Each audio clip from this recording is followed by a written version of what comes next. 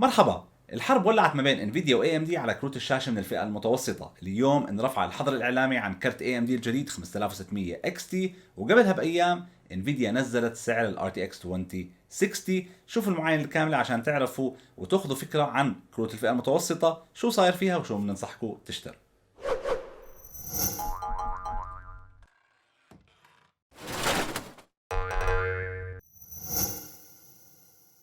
السلام عليكم يا قوم. AMD أطلقوا اليوم الراديون RX 5600 XT. الكرت أكيد من الفئة المتوسطة، موجه للاعبين اللي بيلعبوا على دقة 1080p ولكن بفريمات عالية. سعره $279. منافس جدا هذا الكرت يا شباب. اختبرنا على 5 كروت من الفريق الأحمر والفريق اللي هو الأخضر، 8 ألعاب واختبارات سينثيتكس كثيرة.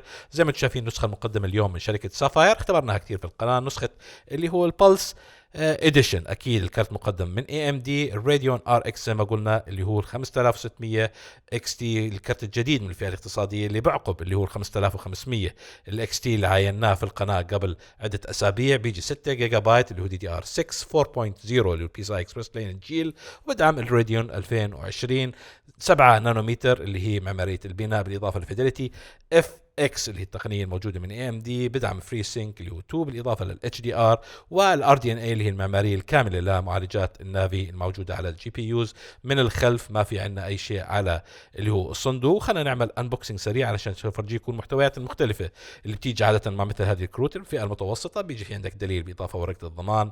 الكرت زي ما انتم شايفين بسم الله ما شاء الله جميل، زي كروت اللي هو بلس اللي تعودنا عليها من سافاير. بيجي عليه مروحتين من الجهه الاماميه بالاكسنتس اللي هي الرماديه بالاضافه الى الاحمر.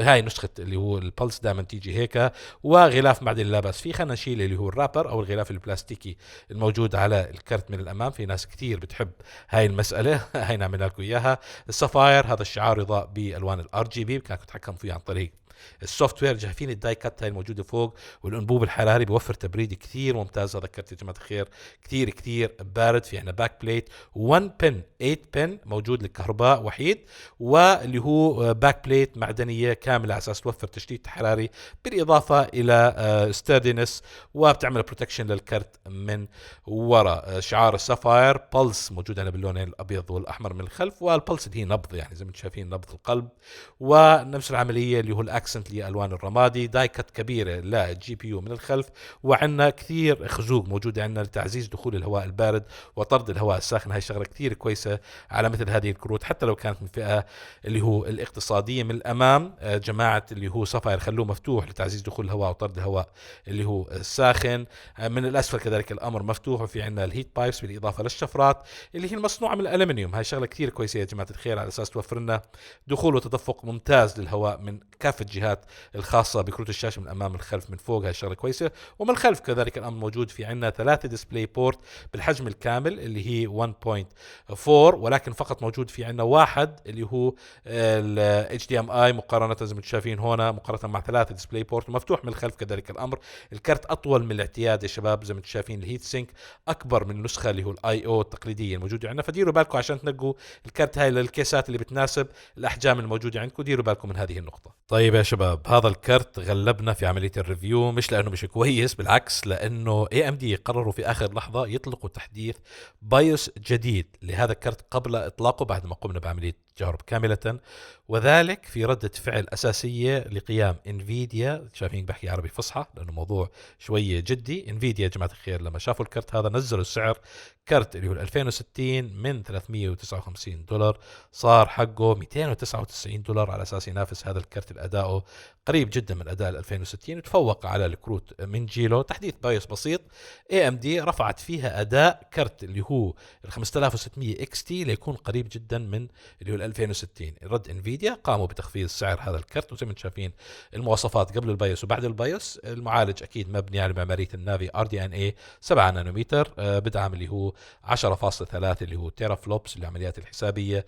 السرعه الاساسيه كانت قبل تحديث البايوس 1375 اللي هو ميجا هرتز، صارت بقدره قادر 1615 ميجا هرتز، بينما السرعه المحسنه كانت 1560، نبطوها كذلك الامر 1750، صارت يعني عن جد بس بتحديث بايوس بسيط زادت السرعات بشكل ممتاز. عدد الأنوية الكور طبعا ما بيقدروا يغيروها لأنه بلت إن اللي هي أو المعالجات الموجودة على الجي بي يو 2304 معالج. ما فيها تتبع أشعة لأنه هاي حصرية فقط لجماعة اللي هو انفيديا. الذاكرة 6 جيجا بايت ما قدروا يغيروها كذلك الأمر لأنها فيزيكال اللي هو DDR6، ولكن غيروا تردد الذاكرة من 12000 ميجا هرتز صارت 14000 ميجا هرتز، وسرعة اللي هو نطاق وسرعة الذاكرة من 288 جيجا بايت بير سكند صارت 366. استهلاك الطاقة أكيد ارتفع من 150 واط صار 160 واط.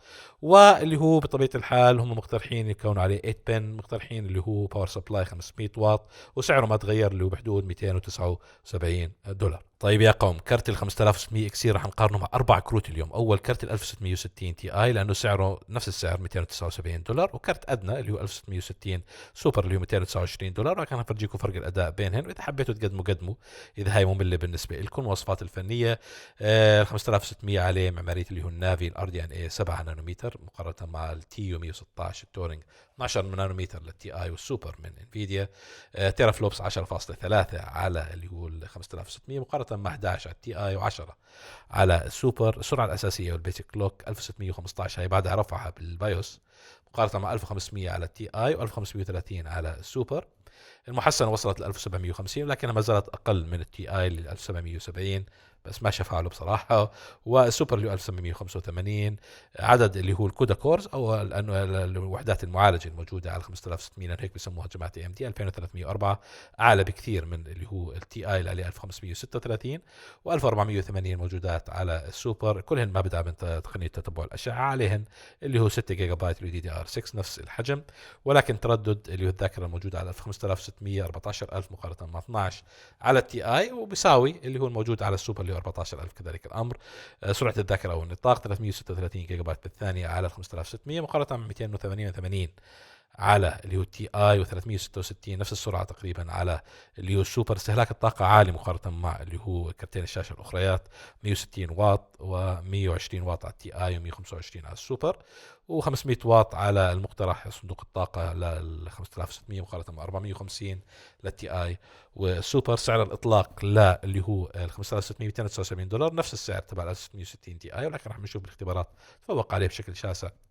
والسوبر نفس العملية تفوق عليه بشكل أكبر بكثير وسعره 229 اللي هو دولار. والآن بعد نزول السعر اللي هو الار تي اكس 2060 صار سعره $299. أكيد صار في مقارنة كثير قراب بالأسعار من بعض مع 5600، وبسوى نراجع 5700 لأنه صار سعره سبكات كنت تجيبيه $307، يعني أكيد قريب جدا الأسعار من بعض. خلينا نفاضل بيناتهم. أكيد ال 5700 أفضل بكثير من 5600 وال 2060، ولكن أداء ال 2060 و 5600 راح يكون مقارب.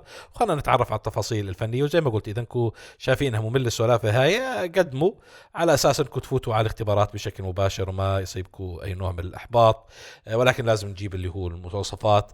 زي ما قلنا النافي الار دي ان 7 نانومتر موجودات على 5700 و5600 مقارنه مع تيو 116 تورينج 12 نانومتر على اللي هو 2060. تيرا فلوبس 10.3 على 5600 مقارنه مع 13 على 2060 و16 على 5700. السرعه الاساسيه بعد تحديث البايوس 1615 على 5600 مقارنه مع 1365، اقل بكثير السرعه الاساسيه من 5600، ولكن بتظل نفس العمليه اقل كذلك الامر من 5700 اللي هو سرعته 1465 ميجا هرتز. السرعه المحسنه البوست 1750 واعلى من الار تي اكس 2060 اللي هي 1680 مقارنه مع 1725 كذلك الامر ادنى الموجوده على 5700. عدد اللي هو انويه المعالجه 2304 مقارنه مع 1920 موجوده على 2060 اقل، و2304 نفس الشيء 5700.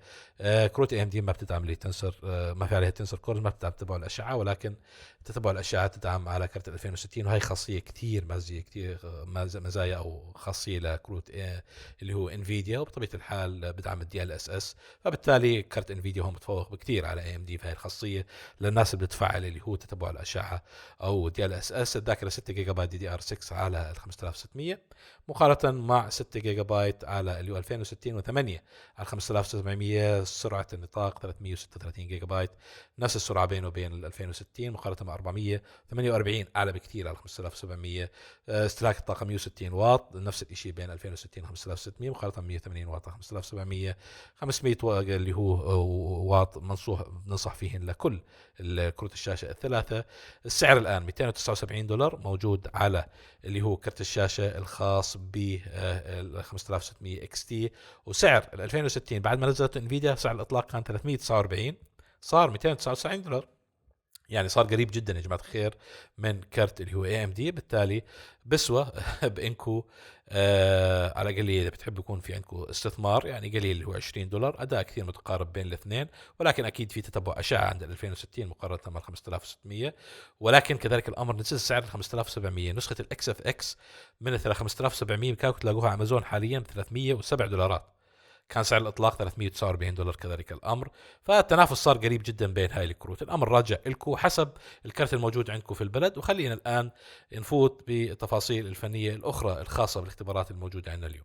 الكروت الخمس اختبرناها على نفس المنصة اللي هي من جيجا بايت الأورس اكس 570 ماستر، اللوحة الأم كرت كويس ولوحة أم كويسة ومعالج كويس اللي هو معالج 3900 اكس كومبينيشن لا بأس فيه مع هذا الكرت عشان ما يكون فيه أي نوع من أنواع اللي هو البوتل نيك بين أي الكروت الموجودة عندنا اليوم. من اكس بي جي اللي هو رام مبرد مائيا لسبيكرس، بالإضافة إلى الأورس 4.0 اللي هو الاس اس دي من الجيل الرابع، والباور سبلاي 1200 واط من اللي هو ثيرمال تيك. التجميع زي شايفين مبردة تبريد مائي كامل اللي هو السي بي يو على اساس النتائج الاختبار تكون نفسها. عملية التركيب بسم الله وبركة الله نبلش اختبارات. طيب يا قوم، الاختبار الأول موجود عندنا اليوم اختبار فير مارك. فيه بنضغط كرت الشاشة 100% على أساس نختبر حرارة، أقصى حرارة بنوصل لها اللي هو هذا الكرت. درجة حرارة الخمول يعني ما في ضغط على كرت الشاشة بدون تشغيل هذا البرنامج 30 درجة، وأقصى حرارة وصلناها 55 درجة مئوية. كرت حرارته كثير ممتازة.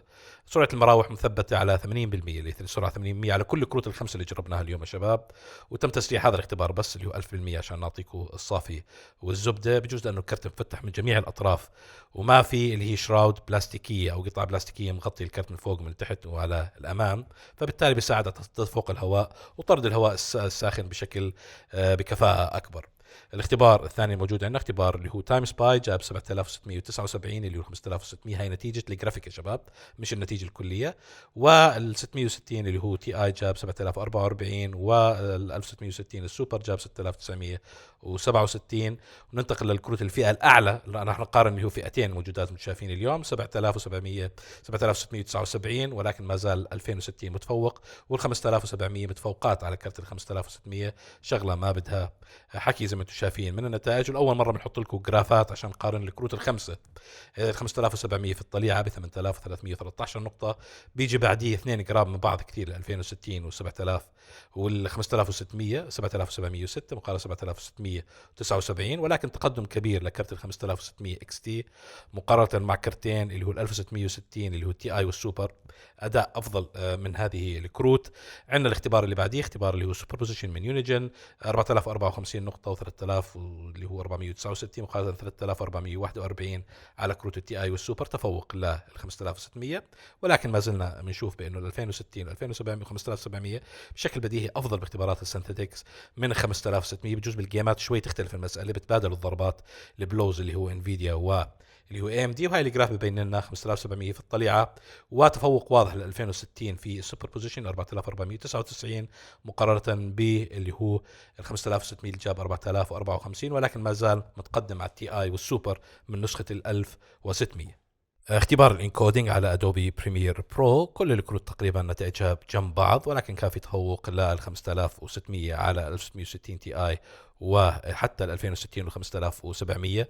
فبنهايه المطاف زي ما قلنا العمده دائما وابدا في مثل هذه الاختبارات زي ما انتم شايفين بالجدول كثير قراب من بعض على المعالج في الاختبارات الانكودينج. يعني المعالج برنامج زي ادوبي بريمير برو بيعتمد على المعالج وسرعه المعالج في المقام الاول والاخير، ومن ثم على اللي هو الجرافيكس اللي بين فواصل الافلام او اللقطات الموجوده عندك تعتمد على كرت الشاشه. اختبار الفيري لل 3 دي تفوق واضح لكروت انفيديا على كروت اللي هو AMD 123 نقطه مقابل مقابل 134 و156 لصالح التي اي والسوبر تباعا. والامر بيرجع لليوتيلايزيشن للمعالج بالاضافه لكرت الشاشه الافضل اللي عند انفيديا مقارنه مع اي ام دي 123 كذلك الامر اللي هو مقارنه 124 5700 برضه نتيجته متواضعه مقارنه 191 جابها 2060. يعني برامج ال 3 دي كروت انفيديا لغايه الان متفوقه في هذه المساله. الفي راي نقاط زي ما قلنا شايفين 124 123 على 5600 و 5700 لانها ما عملت يوتيلايزيشن للسي بي يو بنفس الوقت اللي عملته الكروت الثانيه اللي جابت نتائج عاليه جدا، بالذات ال 2060 اللي جاب 191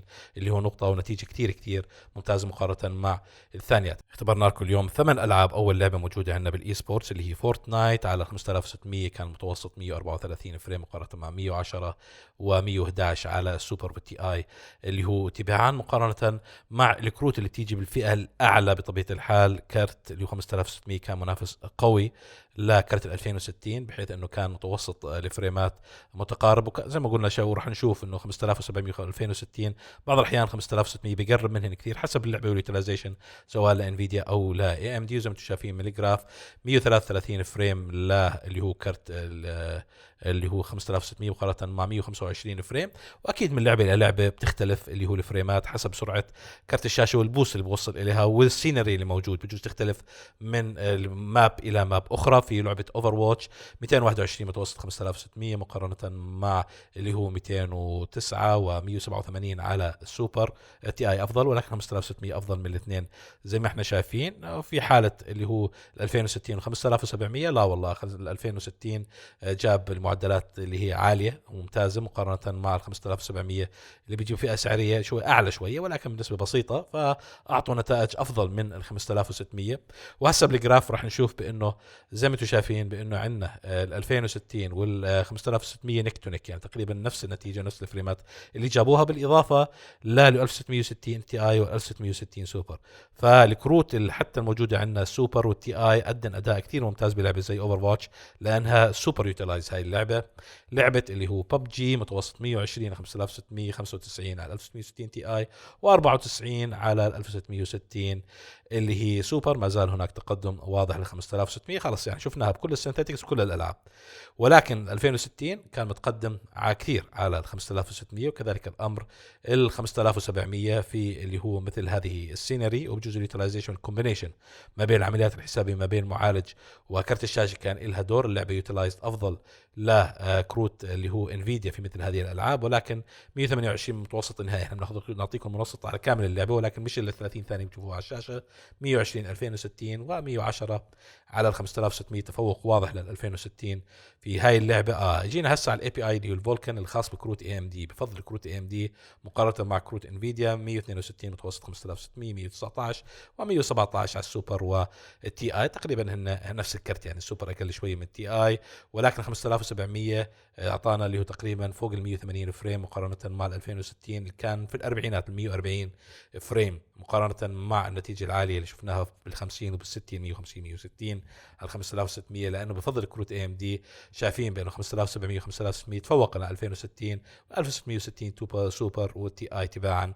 فبنهايه المطاف هاي لعبه اي بي اي بفضل معالجات وكروت اي ام دي بشكل اساسي مقارنه مع الالعاب الاخرى. The Division 2 نفس السيناريو 5600 متقدم ب 96 فريم مقارنة في متوسط السبعينات لكل من التي اي والسوبر، ولكن المعادلة مختلفة على 2060 اللي طلع بنفس العملية في أواسط التسعينات مقارنة مع 5700 اللي كان فوق 100 فريم. كل اختبارات هاي يا شباب على دقة 1920 في 1080 ألترا اللي هو سيتنجز ما نزلنا أي إعدادات فيهن، والجراف بين لنا كذلك الأمر تفوق اللي هو 5700 وتقارب كبير جدا بين 2060 واللي 5600 الإكس تي في ذا تريدينج بلوز نفس العملية مصطلح إنجليزي بأنه بتبادل إن هاي بتفوق بلعبة هاي بتفوق اللعبة أداء كثير متقارب. شادو اوف ذا توم بريدر 85 اللي هو 5600 في أواخر السبعينات بداية الثمانينات للتي آي، والسوبر كان في أواخر السبعينات، فنفس العملية ما زال تقدم اللي هو 5600 واضح على الكرتين 1600، وال 2060 تفوق على 5600 اللي هو الاكس تي، مقارنة مع اللي هو تقدم واضح وصريح لل 5700 اللي بيزيد سعره حاليا نسخة الاكس اكس اكس بنسبة ضئيلة، ولكن حسب توفره في المنطقة. يعني هاي المسألة ما راح يوضحها بعد شوية. زي ما انتم شايفين 92 في الطليعة ل 5700 يتلوه اللي هو 2060، وقريب منه جدا فرق فريم اللي هو 5600 اكس تي. فضلك اللي هو 1600 ما زال اداء متواضع، ردد اللي بتركع كل الكروت قاطبة، حتى ال 2080 تي اي اقوى كرت موجود في السوق، في 45 لل 5640 و37 للتي اي والسوبر تباعا. كذلك الامر شفنا اللي هو ال 5700 حصل تقريبا 50 فريم، في حين كان بحدود ال 45 فريم مع ال 2060. وهسه لو الجراف راح يوضح لنا يا جماعه الخير بانه هذا النمط موجود.